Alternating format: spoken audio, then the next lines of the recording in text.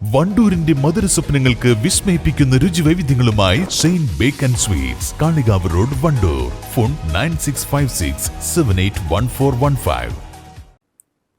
Autorickshaw നിയന്ത്രണം വിട്ട് മറിഞ്ഞുണ്ടായ അപകടത്തിൽ പരിക്കേറ്റ വീട്ടമ്മ മരിച്ച സംഭവം ഒരു നാടിന്റെ ദുഃഖമായി. പോരൂർ പള്ളിക്കുന്ന് ചോഴിപ്പറമ്പിൽ ഗംഗാധരന്റെ ഭാര്യ കോമളയാണ് മരിച്ചത്. 9-ാം വാർഡ് ADS അംഗവും പള്ളിക്കുന്ന് കുടുംബശ്രീ യൂണിറ്റ് സെക്രട്ടറിയുമായിരുന്നു. കുടുംബശ്രീ യോഗത്തിന് പോകുന്നതിനിടെയായിരുന്നു അപകടം. സംസ്കാര ചടങ്ങിൽ 100 കണക്കിന് ആളുകൾ സംബന്ധിച്ചു.